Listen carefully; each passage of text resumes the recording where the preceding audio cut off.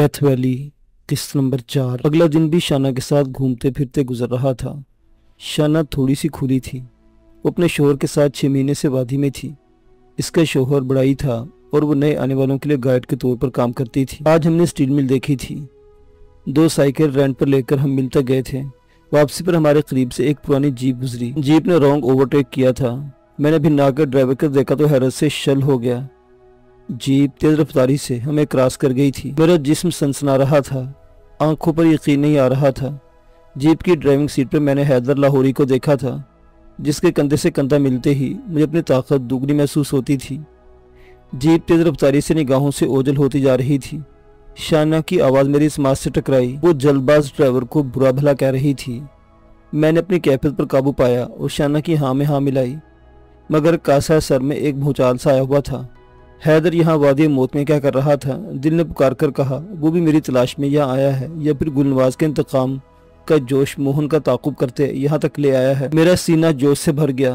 दोनों सूरतों में इसकी मौजूदगी इसके आला नस्ब दोस्त होने का सबूत थी। जीप रफ्ता रफ्ता निगाहों से ओझल हो गई थी, मगर मेरा दिल और चैन सुकून सब साथ ले गई थी। मामूल के मुताबिक दिन का इख्तिताम हुआ। अंधेरा होते ही मैं अपने कमरे में बंद हो गया। चिमनी वाली अंगीठी में दहकते कोयलों ने कमरे को खुशगवार हरारत दी हुई थी। नींद का गलबा महसूस हुआ तो मैंने कोयले बुझाए और दबीज ऊनी रजाई में घुसकर सो गया। रात का न जाने कौन सा पहर था। धमाके की आवाज़ से मेरी आंख खुल गई।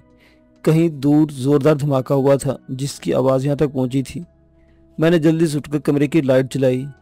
इस वक्त यके बाद दीगरे 2 और धमाके सुनाई दिए, जिनकी बास गश्त पूरी वादी में सुनाई दी थी। मेरा अंदाजा था कि यह धमाके वादी के शुमाली ढलान पर हुए थे। मोहन वादी में ही था। वो अपनी क्लास का बेमिसाल गारतगर था। इसके साथ ली जैसी खतरनाक लड़की भी थी। मेरे अंदर से किसी ने पुकार कर कहा, यह हरकत में आने का वक्त था। यकीनन मोहन और ली वादी से निकलने की फैसलाकुन कोशिश कर चुके थे। मेरे कपड़े तब्दील करने तक लाइट मशीन गन तवातुर से गरजना शुरू हो गई थी। यह फायरिंग यकीनन वादी के मुहाफिजों की तरफ से की जा रही थी। जर्मन ल्यूगर संभाले मैं कमरे से निकला तो हर तरफ फैली बर्फ के सफेद नकाश के सबब हद निगाह की सतह तक काम कर रही थी। इस वक्त मुझे अपने सर पर फड़फड़ाहट से महसूस हुई। मैंने सर उठाया तो दंग रह गया। ये 2 हेलीकॉप्टर की शक्ल के ड्रोन थे। मेरे दंग रहने की वजह इनका मुसल्ला होना था। नीचे प्रवास के सबब मुझे मशीन गन्स की झलकती नालियां नजर आ गई थी। ड्रोन तेज रफ्तारी से शुमाली पहाड़ों की समत प्रवास कर गए। फायरिंग शिद्दत इख्तियार कर गई थी। मैंने ध्यान लगाकर सुना। छोटे हथियार भी गरज रहे थे। फायरिंग और धमाकों के सबब खलबली सी मच गई थी। मेहमान खाने के और भी मकीन अपने कमरों से बाहर निकल आए थे। चमगोइयों का सिलसिला शुरू हो गया था। फिर मेहमान खाने के मुहाफिज भी आ गए। उन्होंने सभी को अपने कमरों में अच्छी तरह से दरवाजे बंद करके रहने के लिए कहा। मैं सीढ़ियां उतरकर मुहाफिजों के इंचार्ज के करीब चला गया। एक पश्तून मुहाफिज की मदद से मैंने रजाकार के तौर पर पेश किया कि अगर वादी पर किसी ने बाहर से हमला किया है या कोई अंदरूनी शोरश है तो मैं जनरल शुलाजी के गुलाम के तौर पर वादी की तरफ से लड़ना चाहता हूँ। मुहाफिजों के रूसी इंचार्ज ने पुरतहसीन नजरों से मुझे देखा। मैं बखूबी जानता था कि ऐसी रजाकाराना पेशकश को कदर की निगाह से देखा जाता था। इंचार्ज ने मेरा कंधा थपका और एक सुर्ख रुमाल मेरे गले में डाल दिया गया, जो रजाकारों की निशानी थी। मुझे दीगर मुहाफिजीन के साथ ही मेहमान खाने के अतराफ चौकस रहने के लिए कहा गया। थोड़ी देर में मेरे अंदाजे की तस्दीक हो गई। मोहन और ली ने शुमाली ढलान के जरिए वादी से फरार होने की कोशिश की थी। याराना मनसूबाबंदी के तहत ली ने भूख से करीबुल मर्ग होने का ड्रामा किया और खुद को चौकी के मुहाफिजों के हवाले कर दिया। यहाँ मुहाफिजों से गलती हो गई। वो सारे इकट्ठे हो गए। मौका से फायदा उठाकर पास से बर्फ में छुपे मोहन ने अचानक मुहाफिजों पर फायरिंग कर दी। ली भी तेजी से हरकत में आई थी। उन्होंने चश्मे जदन में मुहाफिजों को हलाक करके चौकी पर कब्जा कर लिया। चौकी पर खासा गोला बारूद मौजूद था। इस बुलंद चौकी पर काबिज होने के बाद उन्होंने 10 बमों और मशीन गन से नीचे वाली चौकी पर क़यामत बर्पा कर दी। इस चौकी की सफाई के साथ ही इनका रास्ता रोकने वाला कोई ना होता। यह मेजर विलंसकी की हिकमत अमली काम में आई थी। शुमाली तरफ भी कटरे ढलान थी, बाकी 3 अतराफ तो अमूदी चढ़ाइयाँ थी, जहाँ से ख़ास तौर पर इस मौसम में ऊपर चढ़ना खुदकुशी के बराबर था। मेजर विलंसकी को यकीन था कि मफरूज मुजरिम अगर भागने की कोशिश करेंगे तो शुमाल की तरफ से ही करेंगे। इसी सबब इसने यहाँ एक खुफिया पोस्ट भी कायम कर दी थी, जिसका इल्म मौजूद चंद अफराद को ही था। इस खुफिया पोस्ट वालों ने मोहन और ली को रोका था। दोनों ने इस पोस्ट पर हावी होने की सरतोड़ कोशिश की थी, मगर कामयाब नहीं हुए थे। इस दौरान कुमक भी पहुंच गई। दोनों को वो मुश्किल जान बचाकर वापस वादी की तरफ पसपा होना पड़ा था। वो ढलवान से उतरने के बाद कहीं छुप गए थे। थोड़ी ही देर में इनकी तलाश के लिए एक ग्रैंड ऑपरेशन शुरू होने वाला था। دیگر محافظوں کے ساتھ میں بھی چوکس تھا۔ جرمن لیوگر میرے ہاتھ میں مچل رہا تھا۔ میں کچن کے قریب ایک برف سے لدے دیودار کے درخت کے نیچے کھڑا تھا کہ اچانک میری چھٹے حصے نے الارم بجایا۔ نصف پل میں نے ایک سایہ سا کچن کی چھت کی طرف لپکتے دیکھا تھا۔ میں نے برق رفتاری سے زکند بھری کچن کی دیوار کے ساتھ ہی بغیر چھت والے عارضی واش روم کی 5.5 فٹ اونچی دیوار تھی۔ میرا پاؤں لحظے بھر کے لیے اس دیوار کے اوپری حصے پر ٹکا۔ وہاں پر قدم جما کر اگلے ہی پل میں کچن کی مخروطی چھت پر تھا۔ چھت پر واقعی کوئی تھا۔ مخروطی چھت پر پاؤں جمانا آسان نہیں تھا۔ برف کے انعکاس میں نے اس سیاپوش کو دیکھا جو توپ سے نکلے ہوئے گولے کی مانند میری طرف لپکا تھا۔ میری انگلی ٹریگر پر رہ گئی۔ قد و قامت سے مجھے اندازہ ہو گیا کہ وہ کوئی لڑکی ہے، اور وہ لی کے علاوہ اور ہو بھی کون سکتی تھی۔ میں نے بمشکل خود کو اس کی زد میں آنے سے بچایا۔ میرے پہلو کے قریب چمک سی ابھری تھی۔ اس کمبخت نے کوئی تیزدار آلہ مجھ پر آزمایا تھا۔ تیزدار آلے سے بچتے ہوئے مجھے دانتوں پسینہ آ گیا تھا۔ اس کا دوسرا وار میں نے کلائی پر روکا اور جنرل لیوگر کا دستہ اس کے سر پر مارا۔ کمبخت نے نیچے گرتے مجھے سویپ کر گئی۔ اس کی گھومتی ٹانگیں میری پنڈیوں سے ٹکرائی تھی۔ اگلے ہی پل زمین و آسمان لحظہ بھر کے لیے جگہ بدلی اور میں نیچے برف پر گرا ہوا تھا۔ اٹھنے میں نے بھی لمحہ ضائع نہیں کیا، مگر لی غائب تھی۔ کوئی محافظ اس طرف آ سکتا تھا اور میں لی کے ارد گرد موجودگی راز میں رکھنا چاہتا تھا، اس لیے میں نے زیادہ سرگرمی نہیں دکھائی۔ محافظوں سے ہونے والی جھڑپ کے سبب موہن اور لی جدا ہو گئے تھے اور یہ میرے لیے نیک شگون تھا۔ لی اور موہن کی تلاش کے لیے گرینڈ آپریشن کا آغاز ہو گیا تھا۔ رات کا بقیہ پہر میں خوب چوکس رہا۔ مجھے یقین تھا کہ لی کو مہمان خانے کی چار دیواری سے باہر نکلنے کا موقع نہیں ملا۔ اگلا دن وادی کے مکینوں کے لیے بے حد غم و غصے سے بھرا ہوا تھا۔ اب تک لی اور موہن کے ہاتھوں وادی کے 8 محافظ جاں بحق ہو چکے تھے، کچھ زخمی بھی تھے۔ جاں بحق ہونے والوں کے لواحقین جنرل شولازی کے مجسمے کے سامنے سینہ کو بھی کر رہے تھے۔ دیکھتے ہی دیکھتے اس ماتمی جلوس نے آتشی روپ دھار لیا۔ مجرموں کی عبرتناک موت تک لاشیں نہ دفن کرنے کا فیصلہ ہوا۔ اس کے بعد تو جیسے پوری وادی کے مکینر محافظ لی اور موہن کی تلاش میں نکل کھڑے ہوئے تھے۔ میں مہمان خانے میں رکا رہا۔ مجھے یقین تھا کہ لی اس چار دیواری میں کہیں مقید ہے۔ بطور رضاکار محافظ میں نے مہمان خانے کے سارے کمرے کھنگالے تھے۔ آخر میں کچن ہی بچا تھا۔ کچن کے لیے میں نے رات کا وقت منتخب کیا تھا۔ ناشتے اور دوپہر کے کھانے کے لیے میں کچن میں گیا تو میں نے اس کی عمارت پر غور کیا۔ عمارت 2 حصوں پر مشتمل تھی، ہال، کاؤنٹر، اور کاؤنٹر کے عقب میں کچن، ملحقہ راشن اور ایندھن کے سٹور اور کچن میں کام کرنے والوں کی رہائش گاہیں۔ یقیناً لی دوسرے حصے میں کہیں چھپی ہوئی تھی۔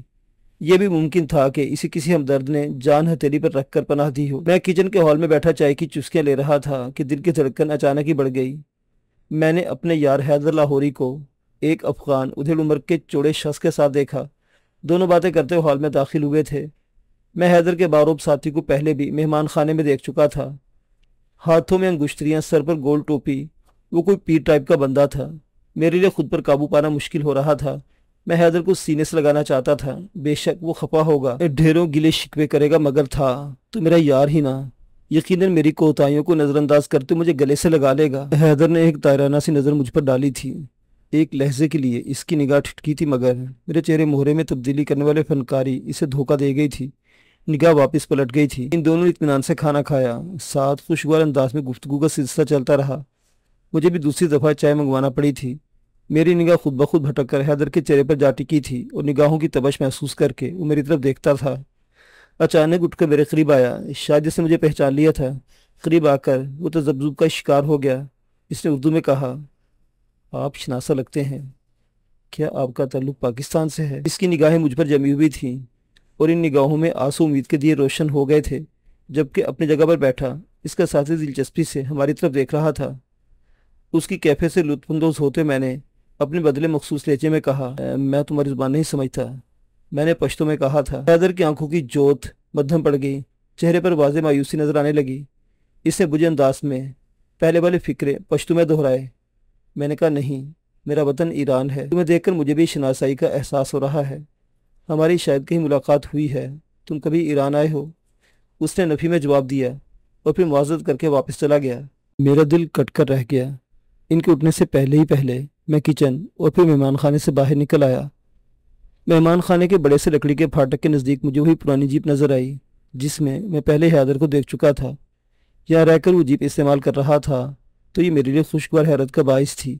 جیپ یا چھوٹی گاڑیاں، یہاں زیادہ تر اوپر کے درجے کے فوجی افسران شاہی خاندان کے افراد اور گنے چنے صاحب ثروت افراد استعمال کرتے تھے۔ میں ایک طرف ہو کر بیٹھ گیا۔ تھوڑی دیر گزری تھی کہ حیدر جیپ کی طرف آتا نظر آیا۔ وہ اکیلا تھا۔ میں اٹھ کر اس کے سامنے آ گیا۔ اس نے چونک کر میری طرف دیکھا۔ میں نے کہا، مجھے یاد آ گیا، ہماری ملاقات کہاں ہوئی تھی؟ میں نے اپنے بہروپ والے لہجے میں کہا تھا۔ حیدر نے مشکوک نظروں سے میری طرف دیکھا۔ اس کے کچھ بولنے سے پہلے میں نے اپنی اصل آواز میں کہا، لکشمی چوک میں بٹ کڑاہی پر ہماری پہلی ملاقات ہوئی تھی، اور یہ حقیقت بھی تھی۔ حیدر کے چہرے پر زلزلے کی سی کیفیت نمودار ہوئی۔ وہ ٹوٹی ڈال کی مانند میرے سینے سے آ لگا۔ فوراً ہی اس کا جسم ہچکیوں سے لرزنے لگا۔ یہ آپ ہی تھے؟ مجھے پہلے بھی شک ہو رہا تھا۔ اس نے ہچکیوں کے درمیان کہا، آپ کہاں چلے گئے تھے؟ آپ کو ہم نے کہاں کہاں نہیں ڈھونڈا۔ وہ میرا سینہ بھی گوتے ہوئے شکواں کنا ہو گیا۔ قریب موجود 2-3 افراد نے یہ منظر دلچسپی سے دیکھا تھا۔ میں نے اس کے کان کے قریب سرگوشی کی، میرا بہروپ بچا رہنے دو، خود کو سنبھالو، کہیں اطمینان سے بیٹھ کر باتیں کرتے ہیں۔ حیدر نے ہمیشہ کی طرح میری بات کو اہمیت دی۔ اس نے فوراً ہی اپنی آستینوں سے منہ صاف کیا، مفلر چہرے کی گرد لپیٹا، اور ہم جیپ میں بیٹھ کر مہمان خانے سے باہر نکل آئے۔ حیدر ایک فوجی چھاؤنی میں مقیم تھا۔ ہم ایک لکڑی کے کیبن میں بیٹھ چکے تو پہلے میری باری تھی۔ ماضی سے یکسر منہ موڑ لینے کے فیصلے کو میں نے اپنے تمام تر جذبات و احساسات کے ساتھ بیان کیا۔ حیدر کا دل تو صاف ہو گیا، مگر یہ گلہ برقرار رہا کہ میں نے اس فیصلے میں اسے کیوں شامل نہیں کیا۔ میرے ساتھ وہ بھی ملک چھوڑ دیتا۔ میں نے ہاتھ باندھ کر معافی مانگی تو وہ میرے بندے ہاتھ تھام کر پھر رونے لگا۔ میں نے ایک دفعہ پھر اسے سینے سے لگا لیا۔ ساتھ ہی میں نے اسے وادی موت میں وارد ہونے کی وجہ اور مجبوری بھی بتا دی۔ جذباتی ریلا گزر گیا تو حیدر نے اپنے حالات و واقعات بتانا شروع کر دیے۔ میرے اچانک ہی منظر سے غائب ہونے کی وجہ سے حیدر سمیت سبھی چاہنے والے پریشان ہو گئے تھے۔ نازو کی فیملی بھی غائب تھی۔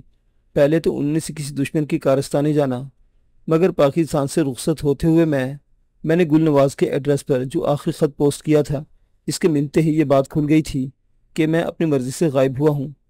پھر بھی انہوں نے پاکستان اور افغانستان کے طول و عرض میں مجھے ڈھونڈنے کی ہر ممکن کوشش کی تھی۔ اس دوران موہن ٹھاکر شعلہ جوالا بن کر پاکستان میں میرے چاہنے والوں پر چڑھ دوڑا۔ مجھ تک پہنچنے کی اس نے ہر ممکن کوشش کی، مگر کامیاب نہ ہو سکا۔ حیدر چھلا چھانٹ تھا، اس کے لیے منظر سے غائب ہونا آسان تھا۔ جب اسے خبر ملی کہ موہن ٹھاکر نے گل نواز کو گاڑی میں بند کر کے زندہ جلا دیا ہے تو اس نے موہن کو جہنم واصل کرنے کی قسم کھا لی۔ کسی وجہ سے موہن کو اچانک ہی انڈیا واپس لوٹنا پڑا۔ اس کے تعاقب میں حیدر جب انڈیا پہنچا تو موہن وہاں سے وادی موت کے لیے روانہ ہو چکا تھا۔ حیدر کا پہلا اندازہ تھا کہ موہن کو کہیں سے میری وادی موت میں موجودگی کی بھنک پڑی ہے، جس کے سبب وہ وادی موت کے لیے نکل کھڑا ہوا ہے۔ وادی موت کبھی میرا مسکن رہا تھا، اس لیے حیدر کو بھی یقین آ گیا کہ میں بھی وادی موت میں ہی ہوں۔ اس دوران موہن کا ایک قریبی ساتھی حیدر کے ہتھ سے چڑھ گیا۔ اس نے جو کہانی سنائی وہ اندازوں سے یکسر مختلف تھی۔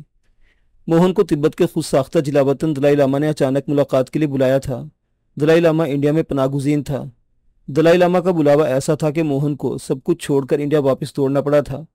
دلائی لاما سے طویل ملاقات کے بعد موہن مکمل تیاری کے ساتھ وادی موت روانہ ہو گیا تھا۔ موہن کا قریبی ساتھی سب کچھ جانتا تھا۔ اس نے انکشاف کیا کہ دلائی لاما نے وادی موت میں موجود ایک تبتی لڑکی لی اور اس کی تحویل میں موجود ایک خاص چیز کو مکمل حفاظت کے ساتھ انڈیا میں لانے کا مشکل ترین ٹاسک دیا ہے۔ یہ جاننے کے بعد یکتا تو کھل گیا تھا کہ لی کی تحویل میں کوئی خاص چیز تھی جس کے لیے دلائی لاما بے چین ہو رہا تھا۔ لی سے زیادہ اہمیت یقیناً اس خاص چیز کی تھی۔ بلیک واٹر بھی یقیناً اس خاص چیز کی خاطر ہی لی کو اپنی تحویل میں لینا چاہتی تھی۔ میرا ذہن بار بار اس چوری کی طرف جاتا تھا جو لی نے محل میں کی تھی۔ حیدر شاید اس خاص چیز کے بارے میں جانتا ہو، مگر فی الحال میں اس کی داستان میں مخل نہیں ہونا چاہتا تھا، اس لیے خاموش رہا۔ حیدر بھی فوراً ہی وادی موت کے لیے نکل کھڑا ہوا تھا۔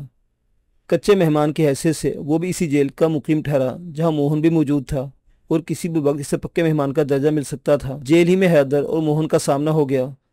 دونوں کے درمیان ایک وحشت ناک جسمانی مقابلہ ہوا جسے جیل کے محافظوں نے بمشکل روک کر دونوں کو علیحدہ سیل میں بند کر دیا۔ وادی میں دوستانہ اور حریفانہ جسمانی مقابلوں کی ایک تاریخ تھی۔ جسمانی مقابلوں کو ایک طرح سے وادی کے قومی کھیل کا درجہ حاصل تھا۔ موہن اور حیدر کی صلاحیت نے سبھی کو بے حد متاثر کیا تھا۔ اس لڑائی کا چرچا جیل سے نکل کر وادی میں پھیل گیا۔ اس دوران جیل پر بیرونی حملہ ہوا اور موہن لی کے ساتھ جیل سے بھاگ نکلا اور وادی کا مجرم ٹھہرا۔ دشمن کا دشمن چونکہ دوست ہوا کرتا ہے، اس لیے حیدر کو موہن کے دشمن کی حیثیت سے خصوصی پذیرائی مل گئی تھی، اور اب وہ وادی کے محافظوں کے ساتھ موہن کے تعاقب میں تھا۔ حیدر کی داستان ختم ہو چکی تھی۔ لہجے بھر کی خاموشی کے بعد میں نے کہا، کیا تم جانتے ہو لی نے محل سے کیا چیز چرائی تھی؟ حیدر نے اس بات میں سر ہلا اور بولا، وہ سمیت بہت کم لوگ اس بارے میں جانتے ہیں۔ وہ بمشکل 1.5 انچ سائز کی 3 عدد مہاتما بدھ کی مورتیاں ہیں جو افغان روس جنگ کے دوران جنرل شولازی کے ہاتھ لگی تھیں اور خوش بختی کی علامت کے طور پر اس کے خاندان میں چلی آ رہی تھی۔ زیادہ تو نہیں جانتا مگر اتنا سنا ہے کہ وہ بعض لوگوں کے لیے بے حد متبرک ہیں۔ انہیں دوسری دنیا کی چابی کہا جاتا ہے۔ شاید ان مورتیوں کی کوئی باقاعدہ تاریخ بھی ہے۔ عزت ماولادی میر ان مورتیوں کی چوری کے سبب بے حد افسردہ ہے اور شاید بیمار بھی ہیں۔ سارا کھیل میری سمجھ میں آ گیا تھا۔ یہ قیمتی ترین نوادرات کی کہانی تھی۔ بلیک واٹر جو اور نامعلوم طالع آزما ان مورتیوں کے حصول کی دوڑ میں شامل تھے، ان کے لیے یہ بے پناہ دولت کا باعث تھی۔ تبتی لڑکی لی اور دلائی لاما کے لیے یہ مذہبی معاملہ تھا، اس لیے وہ ان مورتیوں کو اپنی تحویل میں لینا چاہتے تھے۔ یہاں سے یہ سوال جنم لے رہا تھا کہ یہ مورتیاں جنرل شولازی کے دور سے وادی میں موجود تھیں تو ان کے ناجائز حصول کی پہلے کوشش کیوں نہیں کی گئی؟ اچانک یہ دنیا ان کے پیچھے کیوں پڑ گئی تھی؟ میں نے اور حیدر نے اس پر دماغ کھپایا اور یہ نتیجہ اخذ کیا۔ لی یا تو ان مورتیوں کی خوشبو پر وادی موت میں آئی تھی یا پھر محل میں خادمہ کے طور پر کام کرتے ہوئے وہ ان مورتیوں کی موجودگی سے واقف ہوئی تھی۔ اسے کسی ذریعے بیرون دنیا میں اپنے لوگوں تک ان مورتیوں کی خبر پہنچائی جو لیک ہو گئی تھی۔ یہی مفروضہ دل کو لگتا تھا۔ اس کے بعد ہم آئندہ کے لیے لاہے عمل طے کرنے میں مصروف ہو گئے۔ نازو کی فیملی کے گرد بلیک واٹر کے گھیرے نے حیدر کو بھی پریشان کر دیا تھا۔ ہمارا اولین مقصد موہن ٹھاکر کو جہنم واصل کرنا تھا، دوسرا لی اور مورتیوں سمیت وادی سے باخیریت نکل جانا۔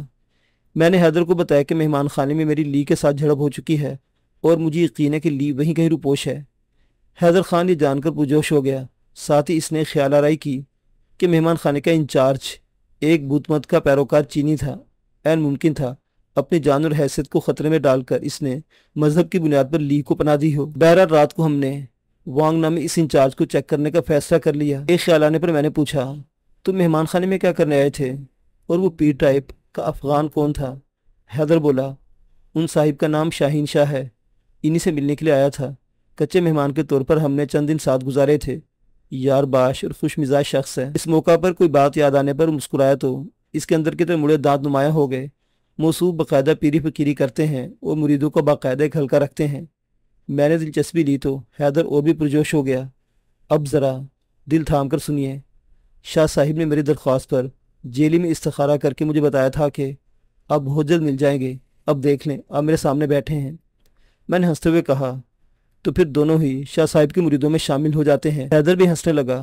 ہنستے ہوئے کتنا اچھا لگتا تھا۔ میں چند لمحوں کے لیے اسے دیکھتا رہ گیا۔ کیبن سے نکل کر ہم چھاؤنی میں آ گئے۔ سب جگہ حیدر نے میرا تعارف ایک دوست کے طور پر کروایا تھا جو اتفاق سے مل گیا تھا۔ موہن اور لی کی تلاش کا آپریشن زور و شور سے جاری تھا۔ تاریکی ہونے کی کچھ دیر بعد ہم مہمان خانے واپس آئے تو یہاں بھی سرچ آپریشن ہو رہا تھا۔ مسلح فوجیوں کے ایک دستے نے پوری عمارت کو گھیرا ہوا تھا اور تلاشی کا عمل جاری تھا۔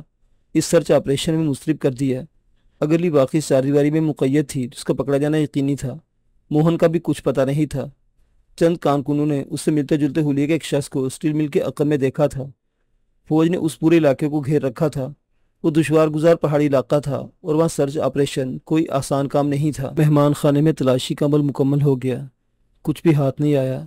اطمینان کے ساتھ ہمیں مایوسی بھی ہوئی، لی شاید مہمان خانے سے بھی نکلنے میں کامیاب ہو گئی تھی۔ رات کو حیدر میرے پاس سے رک گیا تھا۔ رات کے کھانے پر حیدر نے وانگ نامی چینی کی طرف میری توجہ مبذول کرائی۔ وہ 60 سال سے زائد عمر کا مگر بھرپور صحت مند اور چست نظر آتا تھا۔ چھوٹی چھوٹی آنکھیں لٹکی ہوئی سفید بھوموں کے نیچے دب گئی تھی۔ دبلا پتلا جسم، زرد رنگت، آنکھوں پر قریب کی نظر کا چشمہ لگائے وہ ایک رجسٹر میں کچھ اندراج کر رہا تھا۔ کھانے کے بعد ہم اپنے کمرے میں آ گئے اور باتوں کا ایک نہ ختم ہونے والا سلسلہ شروع ہو گیا جو رات گہری ہونے تک جاری رہا۔